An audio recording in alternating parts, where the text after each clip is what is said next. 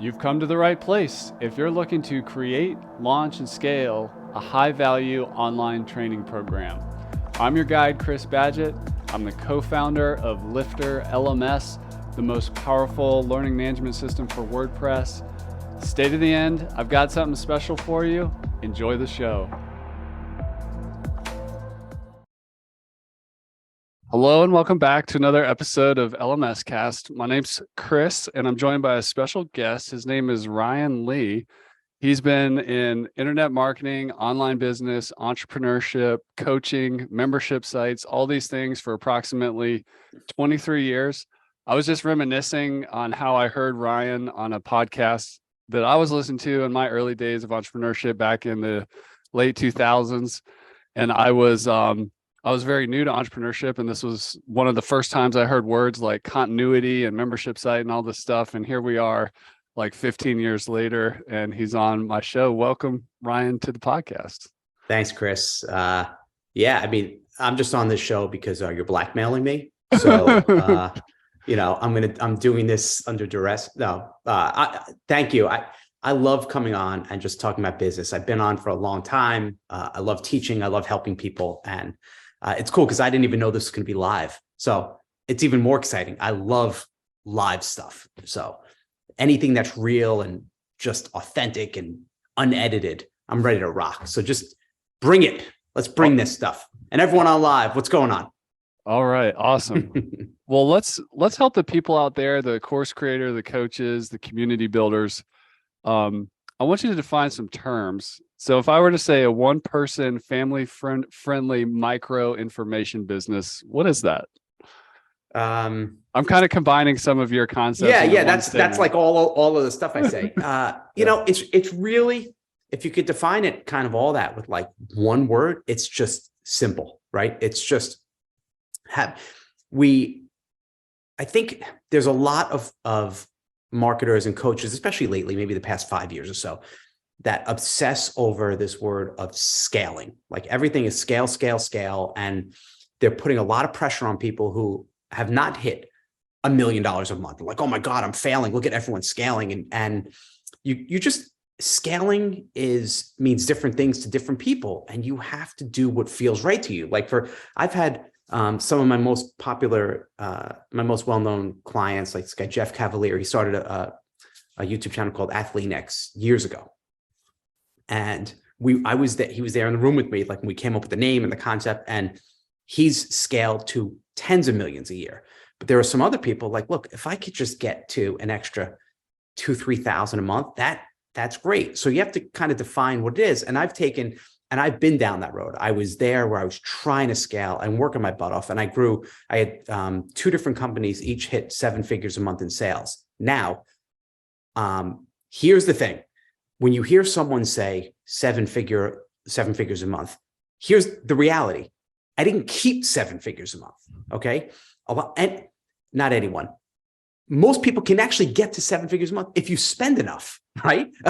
Like you could spend $2 million a month and make them and get to $1 million in sales. You lose $1 million, but and at the time though, I was growing the team. I had a COO, I had a CEO, I had all this stuff and this operations, and it was killing me. And there wasn't a ton of profit because you have a lot of bloat.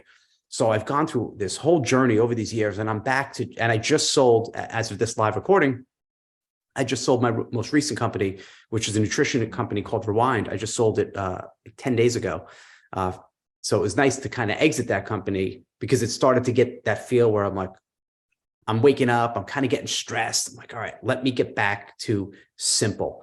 And I'd rather have a company run by me. Maybe you got a virtual assistant, maybe you don't, that can do a couple million a year and keep most of it and just enjoy life. I have 4 teens now, not 14 kids, 4 teenagers, 13, 15, 17, and 19. And my oldest one's a sophomore in college. And I just turned 50 and I want to enjoy life. Right. So that was my very short definition for what you said. I like to speak very short and to the point. Awesome. You mentioned the LifterLMS guy. I was just talking to an aspiring fitness coach who's already doing it kind of one-on-one and is looking to scale and just have more impact online. And I know he looks up to the Athlete X guy as one of his like kind of role models. What are the key variables that helped Jeff, is that his name? Yeah, Jeff. Jeff like launched that. And I mean, I see him on YouTube. I end up on his videos and like, how did he pull that off? Like, what's the secret sauce or the special ingredients there? The secret sauce is there is no secret sauce. The secret sauce is that he picked one. Okay, so from the very beginning, he said, look, I want to build this business and I want to build one brand. I want to build something that's just beyond my name. That's more of an actual brand that I could build products and services around this company name. That was the one thing. And the other thing was, what's my strength? And his was just like, let me stick to YouTube and just do a video a day. And he did it consistently for like 10 years straight, almost every day. That was the secret. He didn't stop. He didn't get distracted. He also, when he started to like, it was slow. Like, and if you look back at his original videos, they weren't that great. And he admits that, but he got better by doing it. He got more comfortable, but he's very, very disciplined. He's very focused. And he just said, this is all I'm doing. And when other people say, oh, could you promote my product and I'll promote yours? And, you know, I'll be an affiliate. He said no to all that opportunity, even when they were bigger than him at the time. And he just stayed in his lane and was consistent and never stopped. He's so I mean, I've never met anyone that disciplined. We were out at lunch and we were just talking, and he's just about I think he's maybe a year or two younger than me. And he's ripped 24 hours a day, 365 days a year, which is not normal. Most people diet for, so we're talking about food and dessert. I said, what's your favorite dessert? He said, oh, I love carrot cake. I said, and he said, yeah, I'll treat myself once in a while. I said, how often? I thought he was gonna say like, you know, once a week. He said, I'll have a piece like once a year. I mean, that's the type of discipline. Now you don't have to be that extreme like Jeff, but one thing and just never stopped. And I know everyone wants, what's the sexy thing? Is it the titles of the keyword? Is it SEO? It's consistency, is showing up. I think the reason I'm still around, alive and kicking, is because I've been emailing for like 20 years straight, like just every day, and you get good at it. You just got to keep doing it. I know we're all looking for the shortcut and the hack, but the consistency is big, and just showing up day in, day out for your tribe and saying, this is me, this is my position, this is how I'm standing out in the world, and let's just go. Let's just stick with it. That's awesome. And we're going to come back to Ryan's newsletter in a little bit, but go to ryanlee.com and sign up for it. It's one of the few emails that I move from my promotions tab to my primary. Yeah.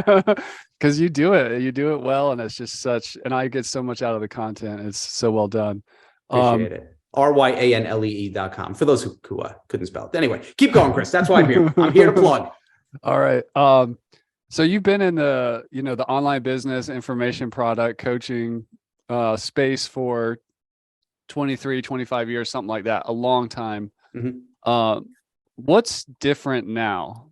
And I know things have like changed the whole time through, but what if somebody, even if they weren't from back in the day, like, right, what's kind of different today? I think, well, a few things. Number one, the tools make it so easy now. Back then, I remember when I launched, I was writing articles. I couldn't there was no YouTube, back in the late 90s. So you couldn't do video. You could barely do any audio, even pictures. I remember they go, it would take like 5 minutes to just see a picture. So now AV, the speed, the tools, your software, like everything makes it so easy to build. There's no excuse, and you could build for like very inexpensively. There was really no social media back then either. So you could start up with YouTube, you could start up with Facebook and Instagram and TikTok. You can do it for free, no cost to get started. Obviously, the big thing is mobile, right? Back then, no one really had mobile phones. Now everyone has smartphones, and you could check everything. So everything has to be mobile optimized. So with all the good, there's the other side of the coin, because there's such a low barrier to entry and there's really no cost to get started. There's now dozens, hundreds, thousands, tens of thousands of competitors in just about every market. So it is definitely getting more competitive, which means my advice on that is you got to be a specialist. You have to be like micro niched. You can't just say, oh, I help people get fit. That's not enough. Or I just help baseball players become better. That's not even enough. Like, you have to say, I help baseball players become really fast on the field, and then on the other side too, there's just a lot of content. There's millions of hours every month uploaded to YouTube. There's just so much content, so when I started my first paid membership site in 2001, back then it was about the fire hose. Give people as much content as possible, and they're going to keep signing up because they just couldn't get enough. I've almost seen the opposite. Like, I think it's not just about, if you're only positioning, and the reason to sign up shouldn't be, here's 1,001 webinar videos. Like, that's not going to get people excited. That's just going to add to the overwhelm. You're better off offering higher quality and less quantity, right?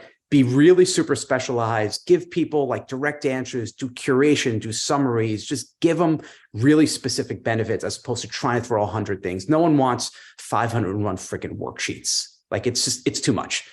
So that's what I've seen kind of over the years from back then to now. It's also gotten more expensive to advertise. I remember I used to do pay-per-click advertising. It was a penny a click. And then they raised it to like 2 or 3 pennies a click, and people went nuts. Oh my God, no one's ever going to pay 3 or 4 cents a click. Now, I mean, you're paying a few dollars a click. So you got to know your numbers. That's awesome. One of the things I liked about you is you had a background in fitness and business. You weren't like an internet marketer talking about internet marketing. You've proven across like different niches and stuff like that. How is creating courses or coaching in the fitness world different and the same as teaching business online?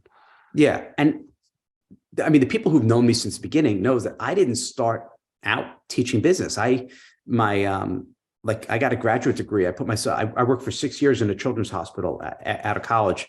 And I was a recreational therapist. And then I put myself through night school to get a master's in exercise physiology. So that's what I taught online. I taught sports training, and I ran track all through college. So that was like my thing. I didn't start teaching the business of it till years later, when I started having success, and other personal trainers and fitness pros who've now, like Jeff Cavalier, become household names. Back then, they didn't know any business. And they're like, Ryan, could you teach me? I'm like, sure. I didn't know. I never took a business course. And I'm still active. Even though I sold one of my nutrition companies just a week and a half ago, I still own another one called Bone and Brew. So I'm still active in the health and nutrition and fitness space. So because I love it. And I think it's hard to teach business when you only make money teaching business, right? It's kind of like this, there's like coaches make money teaching coaches how to be a coach. It's kind of this incestuous kind of thing. Like, I'm not judging, but if I'm going to learn, I want someone who I know can apply the knowledge over multiple markets, because it's one thing to tell people how to make $1 million online. It's another to try to sell them how to lose 20 pounds. So there's some commonalities. Look, there's the old saying, I don't remember who came up with the original phrase, is people can never be like too rich or too thin, right? Like, you're pretty much those are usually the easiest to make money in. In terms of health and fitness, in general, you're going to charge a little bit less than you would anything that gives a return on investment. Like, if you say to someone, okay, you pay $500 and then it's an internet marketing course, how to make 10,000. Well, that's a good deal.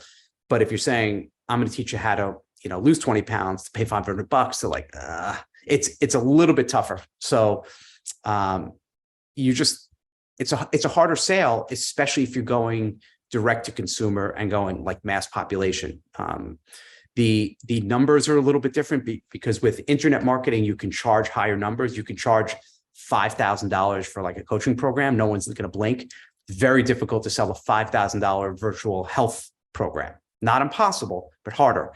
So the economics are different, meaning you can't usually pay as much to get a customer. So it's trickier, but you can do it. It tends to be, in the health space, it tends to be lower per item ticket amounts, but higher volume. Even though we think internet marketing is this huge market, it's not. There's a lot more people that want to lose weight than, build an internet business. There is. And I'm sure, as well as your company is doing, there's a lot more people like in Beachbody than there are learning a WordPress platform. Yeah. Or Whole30 or whatever, or the keto group. You can start a keto group and have 1 million nuts, right? It's just, it's a larger market, but in general, but again, generally speaking, lower price, just higher volume, and you have to you got to be a good marketer. Like, use your personality. You can't be the generalists are struggling. You know, the whole, here's my 6-week health program.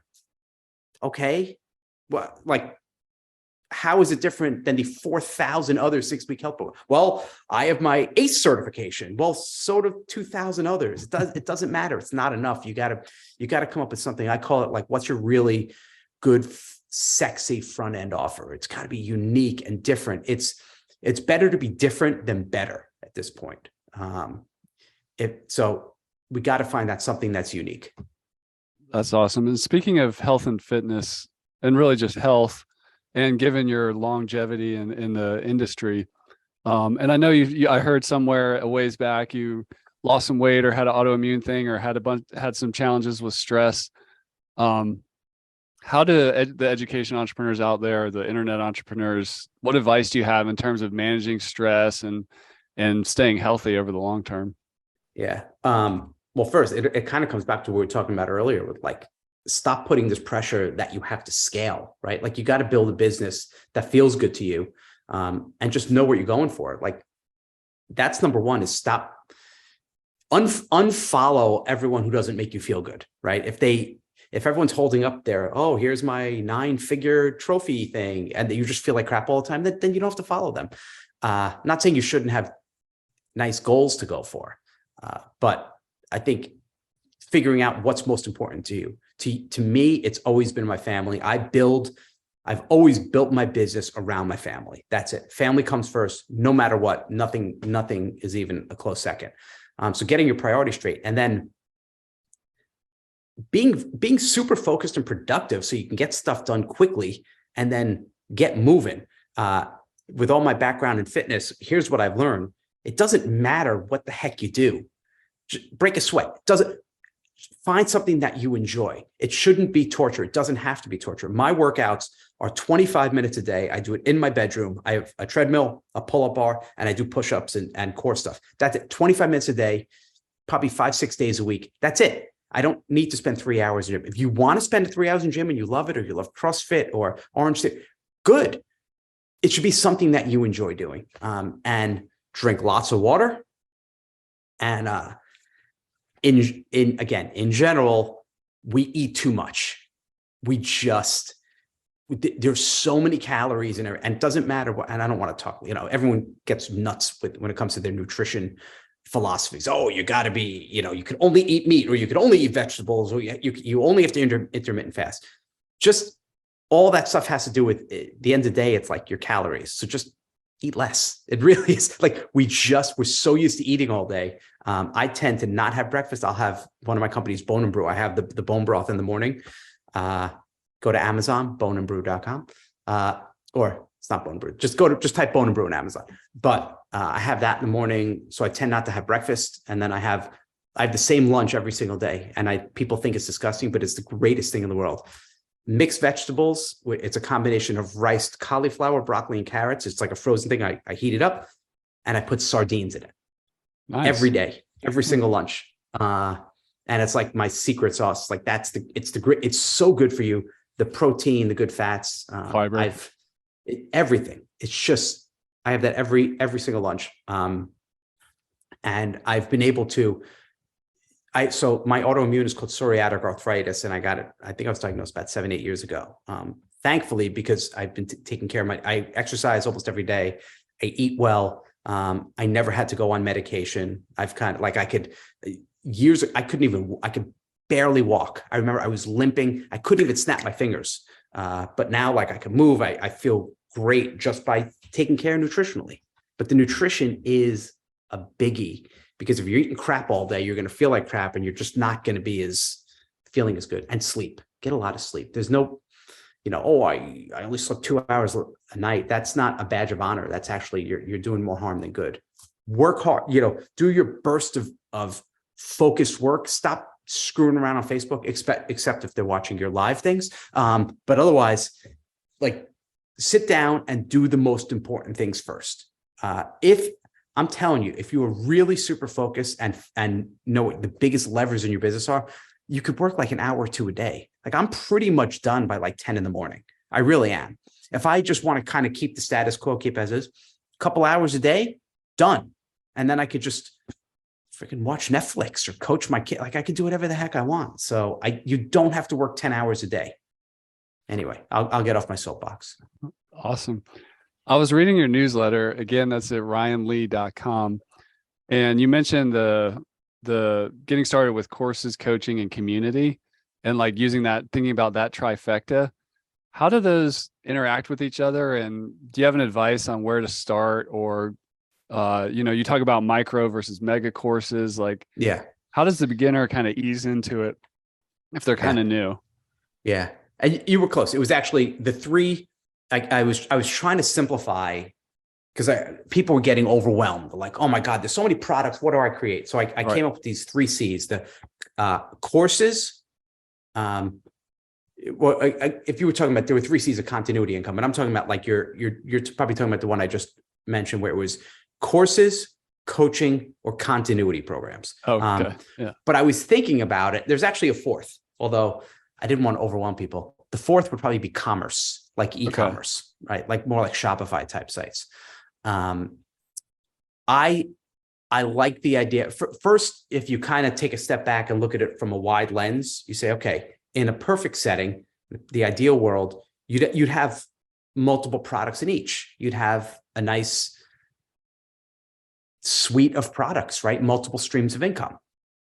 But I would say out of those, you got to focus on one, right? So again, there's coaching, there's courses, and there's continuity. Can you define continuity for somebody who doesn't know? So continuity is recurring revenue, right? Okay. That's the marketing term for recurring revenue. So membership sites is a pretty common thing. If you are paying Netflix, your $10 or $15 a month, that's a continuity program. That's a membership site, right? That's recurring revenue. So that's the type of thing I'm talking about. For a lot of people, that's really highly desired. We want to create recurring revenue. We don't want just one-off things. But here's the thing. They usually take a little bit more time to create than a one-off, right? And they're in general tougher to sell, because if people don't really know you well, they're like, well, am I going to keep getting billed? Do I want to have another subscription? I already have 15 subscriptions. I don't think I want another one. So, and not everyone wants to coach, right? Coaching was another C. Some people are like, I don't want to trade hours for dollars. So out of those 3, I would say if you had to choose one to start, I would probably do a course, right? And when I say course, it's in kind of a general thing. It could be, you could even say a one-time thing. You could maybe even say a book or like an ebook. There are full-fledged courses. I like to do what I call micro courses, where they're just smaller. They're less in depth. They are not a 6-month, 350 webinar, mammoth thing. So what most people do, Chris, is they say, okay, I want to create a course. So are there some people on live now, or we could kind of like, if not, we do have some people. We have some questions about paid advertising, actually. So for someone who's like good at organic and word of mouth, is there a framework to kind of get into paid advertising? That's one of our questions. Yeah. So in terms of paid, well, I just want to say one quick thing though about the courses, is that I would still, because I didn't want to forget this point, I would still start there. And I'd caution you to avoid the mistake of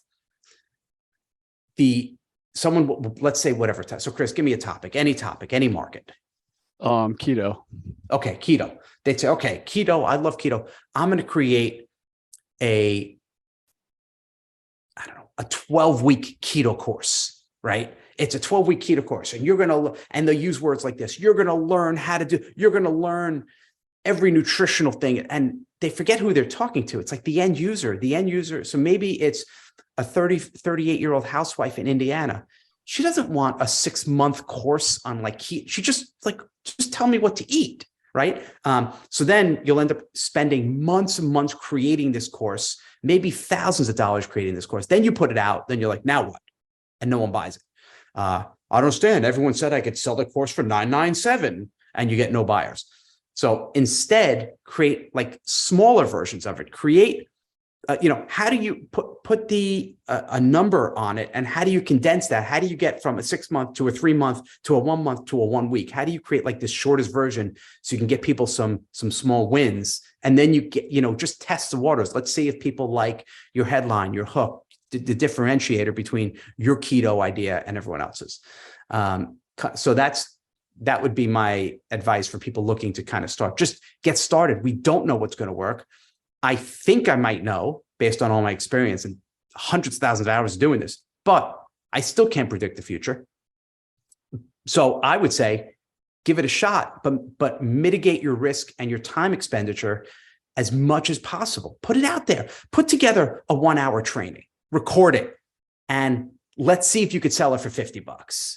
Oh, wow, I sold 50 of them. Great. Now I could start expanding. Now I could start looking at other things. In terms of paid traffic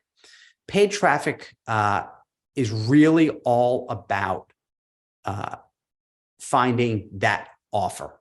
It's because you could do paid traffic on Facebook. You could do it on Instagram, same platform, really. You could do it on YouTube. You could do Google. You could do Google Display. There's a million platforms. You could do banner ads. But it's all going to come down to the quality of your offer. And I'm going to ask you this, everyone who's on live and everyone watched the recording, is your offer a no-brainer? Is it truly a no-brainer? And everyone who's on live, I'm going to ask you right now, whatever offer you're thinking of, is it a no-brainer? Is the offer so good that if you saw it, you would run and take your wallet out and be like, I need this now? Most people, it's not. And Ryan, people say, well, Ryan, here's my thing. Do you think it's a no-brainer? And I say, if you have to ask if it's a no-brainer, it's not. Most are not. They'll like put together some half-ass course and like $97, and there's nothing exciting. There's nothing different. There's nothing unique. There's nothing sexy. It's just like reiterated stuff that everyone else did. So the offer is everything. What's that thing that's going to hook them in and make them go, oh my God, that's different. That's unique. And that's, to me, they're speaking directly to me. So you start there, and then it's about math, right? Paid advertising is math. Here's my advice. Don't try to make money. Okay. Here's what I mean. If you have a front end course, let's call it, let's say it's a keto cookbook, okay? And you're selling it for $20, or let's say $30. You're selling your keto cookbook for $30, or your package of keto cookbooks for $30. Don't do ads, no matter where they are, with the idea that, oh man, okay, I just need, I only want to spend $10 to get a customer so I can make 20.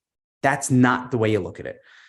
Your goal is to spend as much as possible to get a customer, so you can keep getting new people, with the idea breaking even, right? If you can get a customer if it costs you $30 to make a $30 sale, you're a millionaire, because every single thing you sell on the back end is profit. You have zero customer acquisition cost. That's the goal, right? Get there. Don't try to make money on the front, because that's really, really hard to do. Very, very few. The best marketers in the world don't do it. They usually go negative. So try to break even. And by breaking even, it often means you have to do upsells and bumps. So you get the $30, you get the $30 keto cookbook. Maybe when they're about to check out, hey, for just $10 more, you get the audiobook. All right. So now if 20% buy, you increase your average order value a couple of dollars. Now you have a couple more dollars to spend. Once they check out, after they buy, they put the credit card in. Hey, congratulations. This is Chris. I'm here recording this on the moon with your nice little background there. You just bought the keto cookbook. Because you bought that, I have 5 more keto cookbooks. They're normally $20 each. You can get them, all 5 of them, for just one payment of $29, right? You get 30% of people to take that. You just increase your average order value by almost $10, right? So now you could spend up to $40 to get a customer. That's the game. Like, it's really that simple. It just takes some time to crack that nut. But once you do, and you're break even on the front, you could spend every dollar. Like I would, and people are just so, it's not that, I'm not going to say they're short-sighted. They just don't know the economics of it. And they think I spent 30 and I only made 30 back. I'm not making any money. You are going to make money on the back end. And then they stop their ads or they don't know their numbers. I had one person, I did a coaching call with. I said, okay, tell me about your last offer. She said, oh, it was terrible. I only made 3 sales. I said, what'd you sell? A $300 course. Okay. So you brought in $900. It was digital. It's all profit. $900, minus some credit card processing fees. I said, okay, tell me about the ads you ran. Well, I ran the ads, but I only got 3 sales. Okay. How much did you spend? Well, I only spent like $10 a day for, 20 days. Then I stopped it. I'm like, all right. So you spent $200.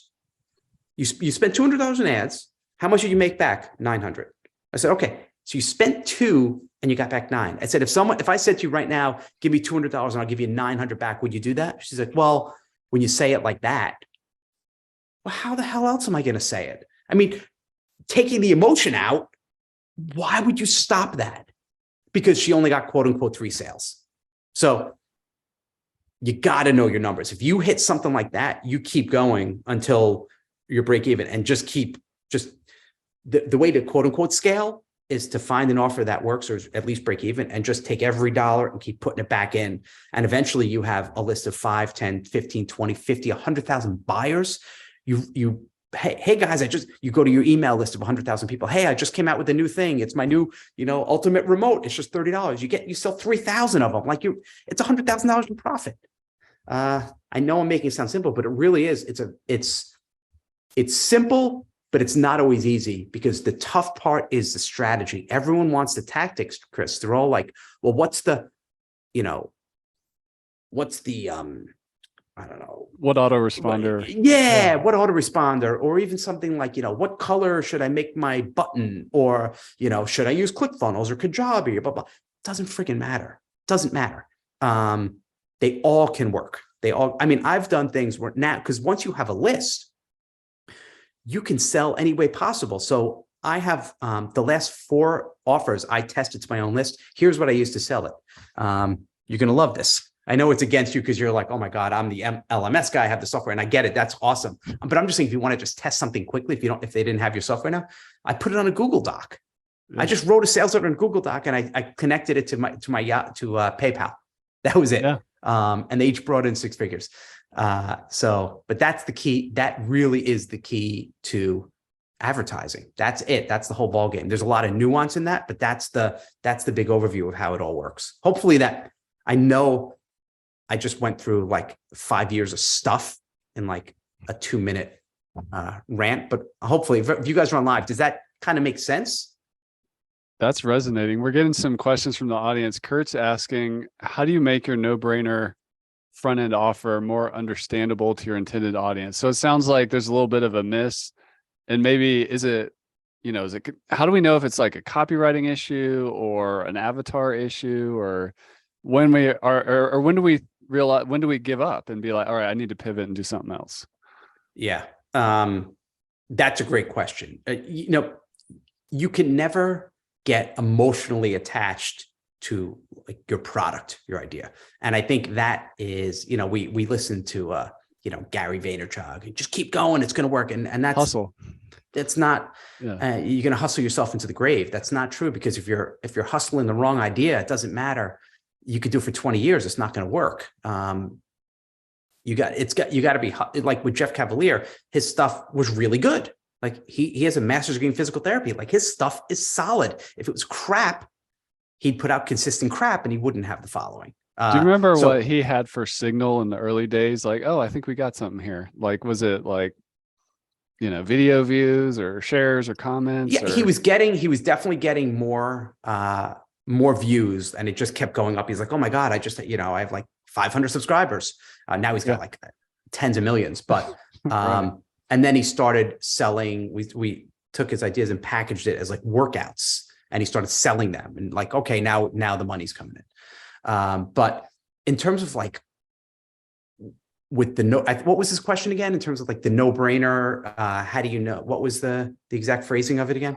How does he help his market understand? So it's like it's missing. Yeah. It's often we're not using their words.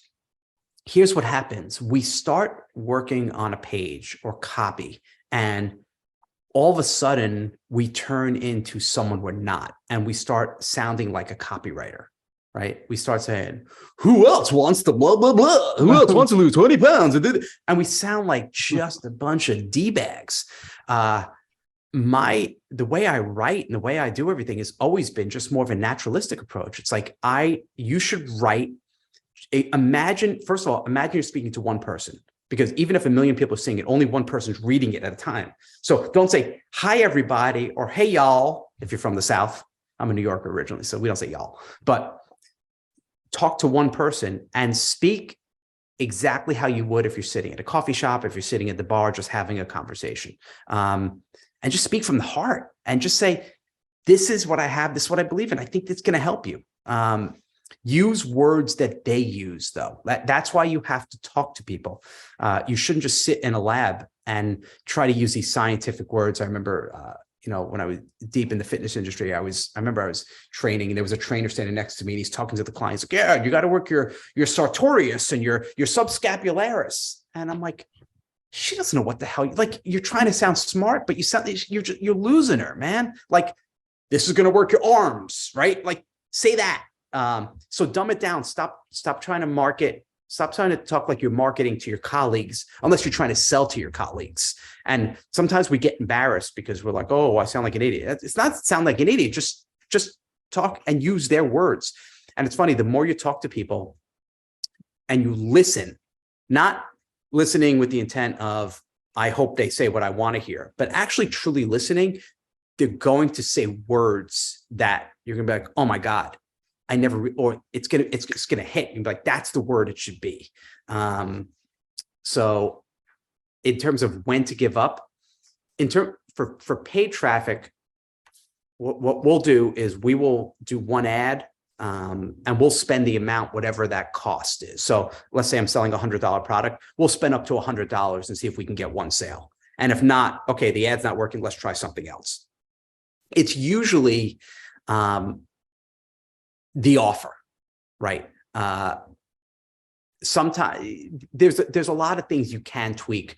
Don't tweak 100 different things, because then you don't know what the problem was, right? If your thing isn't working and you change the headline and the hook and the avatar and the price, and now it works a little better, well, what was it? What was the change? We don't really know. If you had to only change one thing to start, I would probably say like the headline / hook, because that's like the biggest thing people see. So that would be the first thing I would start. And sometimes the rest of your offer can be exactly the same, and it's the hook that's the difference. And then after that, I'd probably say the pricing. But if I ask you, who is this for? And you say, well, it's really for everybody, you're done. You're toast. Because try to speak to everybody, you speak to nobody. You've got to speak to someone specific, and they have to say, oh my God, that's for me, right? If you're teaching internet marketing, it can't just be how to make money online. It has to be now it's not just how to be a coach. Now it's how to be a high ticket coach, right? And then soon it's going to be how to be a high ticket coach, how to sell high ticket coaching with chatbots, or the next big thing right now is AI, right? How to create for it. And it always starts. It's funny, when there's a new market, it always starts really general and gets more specific. It's going to be how to make money with AI. And then it's going to be how to create a course with AI, and how to create a membership site with AI, how to create a fitness membership site with AI. Like, it's going to get more narrow. So the quicker you can get to that specialty, the better your chance of success. You're speaking directly to a person. The phrase that's been around forever. I don't know if Dan Kennedy came up with it or whoever did, but there's riches and niches, and there absolutely are. So get as specific as possible. Don't worry about being narrow. I know we get nervous. We're like, oh, we're leaving money on the table. No, you're not. You're right where you need to be. We got a question from Will in the audience who's asking about failure. He's launched 8 offers, 7 of them failed, 1 of them worked, and he just would like to be more efficient going forward. What would you say? Or is the failure part of the job? Yeah, I say congratulations. Okay. Because you got a hit. All you need is 1, right? Like, what did you learn from the 7 that failed? Why didn't they fail? I think you're doing great, Will. most people would give up after like 2 or 3 one failure. You know what? No, I'm going to correct they give up before they even get to a failure because they're freaking scared. And I get it. Like, we're so fearful. Like, oh my God, what if it doesn't work? What if no one buys it? What if no one likes it? You know, what if it just, I launch it and no one cares? So getting over that fear of not giving a shit is a biggie. But I think it's great. Like, you found a winner. Awesome. Hey, you strike out 7 out of 10 times in the Major League Baseball. You're in the Hall of Fame, right? You get 3 hits out of 10. You're doing pretty damn good. All you need is 1 hit. You need 1 hit. And then you take the emotion out of it and you just look, why did this work? Like, what's the secret? What was so good about this? It works. Do it again.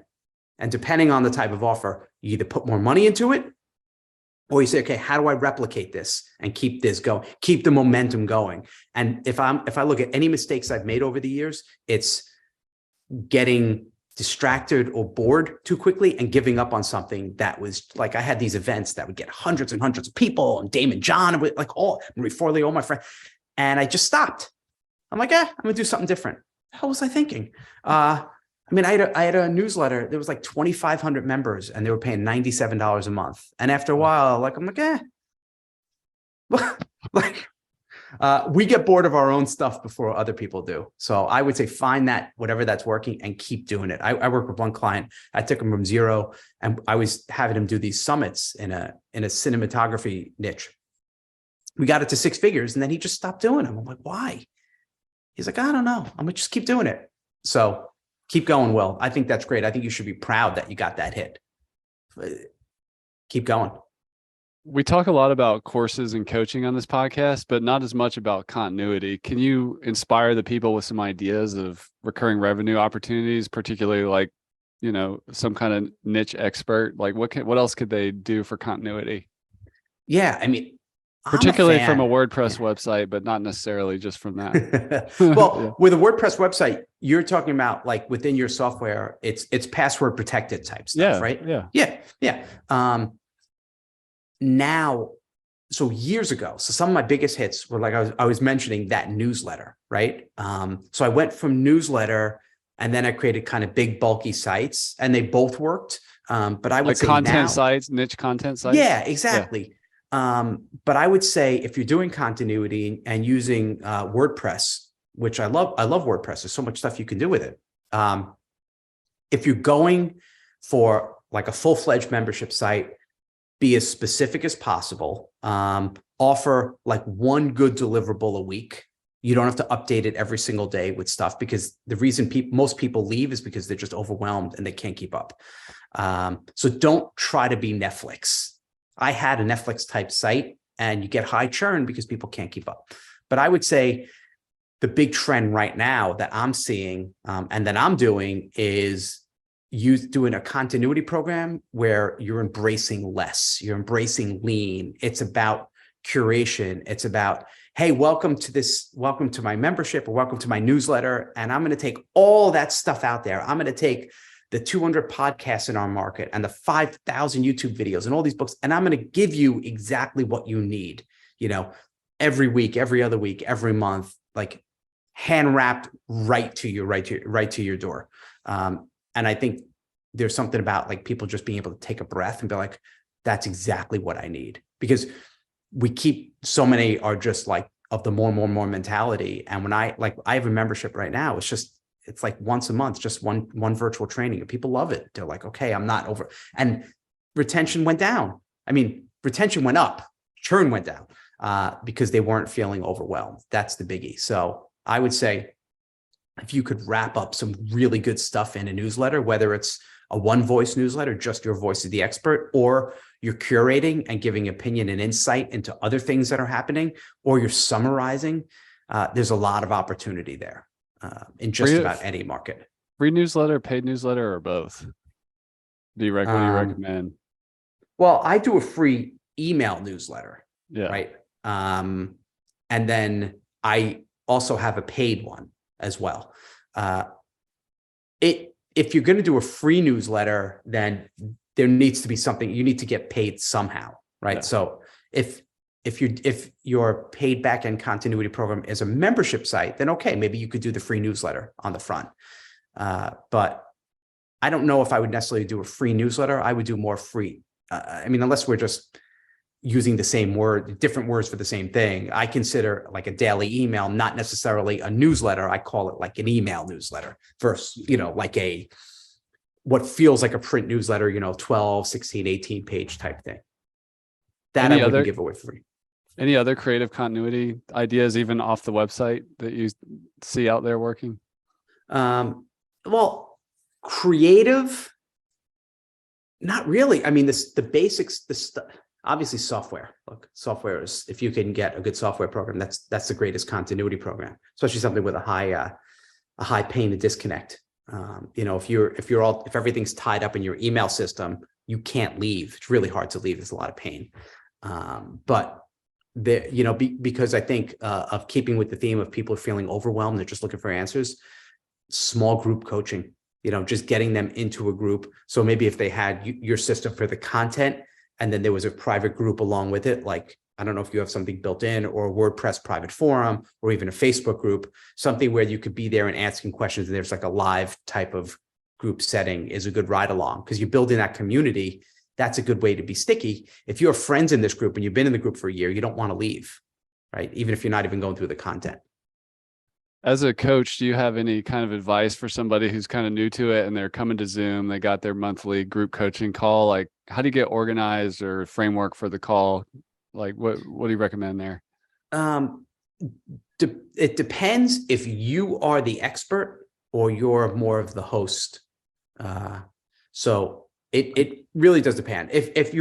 I would say if you had to pick a structure or a format, I would keep it really simple. I would not go live. I would do a live training, but I wouldn't do it every week. I found every week live trainings, it starts off great. Like the first one, 85, 90% people attend. Next one, 70%. After 2 months, you got like 3 people are like, hello. So I would say testing out the number, I would either go every other week, so twice a month, or once a month. It's usually going to be one of those. If you're going twice a month, then I would either structure it. You do a training. So there's a few ways you can do it, Chris. Let's say you're doing it the first Monday and the third Monday of every month. The first one can be pure Q&A, where you're just asking questions, right? Answering questions, right? And the third Monday could be a pure training, or flip-flop. First one's training, next one's Q&A, or a hybrid where both of them are, the first 20 minutes is like a short training on a very specific topic, and then Q&A about that. So you do the same thing for both. Or the first Monday is just you either workshopping or answering questions, or a combo. And the third Monday is you have a guest on and workshop / Q&A. So there's a lot of permutations you can do. It's going to depend on where your market is and what's resonating with them. And you'll see based on feedback, and just ask them, hey guys, what do you want?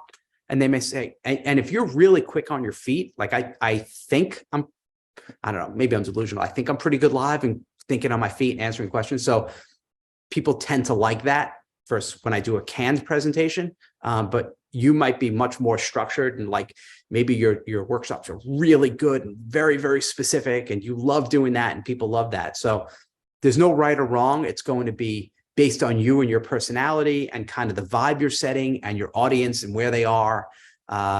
And to reduce the stress right now, because this is what's going to hold people up. They're like, well, I don't know what to do. And then they end up doing nothing. No, I use the analogy of, because I grew up, I just love TV. There's pilot season, right? So with TV shows, they film a pilot and they know this is probably not going to be what you're going to see later on, right? Like the pilot of Seinfeld didn't even have a lane, and Kramer was called, I think, something like Cosmo. I don't remember what the heck his name was. But it changes. And knowing that the first iteration, whatever you create, continuity program, a course, whatever, it's going to change. And that's okay. Like, be okay with that. Know that what you do right now, day one, is not going to be even day 30 or month 5. Like, it's going to change, and be okay with that and say, you know what, I'm coming in, and tell your people, look, let's do this together. Let's go in. We're going to play. I am here to serve you. I'm here to help you. We're going to start with this, and we might increase it. We might change it, but I promise I'm going to do everything I can to help you. And people are going to go along for the ride. You are not locked in. They're not locked in. It's a very fluid relationship. It's a give and take. And it takes the pressure off saying, oh my God, it has to be perfect. Everyone's like a robot. Like, it must be one workshop every Monday and every Thursday is this. Like, it's not like that. That's not the real world. So that's my philosophy. Well, Ryan, thank you for dropping so many knowledge bombs today. I must say, I do get a lot of fun and value out of your Gen X entrepreneur Facebook group. I'm also a child of the 80s, so I dig it. And you've got ryanlee.com. How can the people connect with you? What's the best stuff? Yeah, if you like this, just go to my site, go to Ryan, RYANLEE.com, and just sign up for my newsletter. I call it a daily-ish newsletter. I go on there pretty often. I email usually 4 or 5 times a week, but it's all content. Like, it's just, I'm not pitching other stuff. I don't do affiliate offers. It's just me teaching. And then go in my Facebook group, facebook.com/groups/xpreneur. You could, XPRENEUR or XPRNR works as well. So awesome, check me out. Thanks for coming on. We really appreciate it. Thank you, Chris, and everyone on, and Will with the one hit. Keep going, man. And please sign up and let me know. Like, you can email me, Ryan@ryanlee.com, and just say, hey, I saw you on Chris, and I'm always up for little public shout outs too. And that's a wrap for this episode of LMS Cast. Did you enjoy that episode? Tell your friends and be sure to subscribe so you don't miss the next episode. And I've got a gift for you over at LifterLMS.com/gift. Go to LifterLMS.com/gift. Keep learning, keep taking action, and I'll see you in the next episode.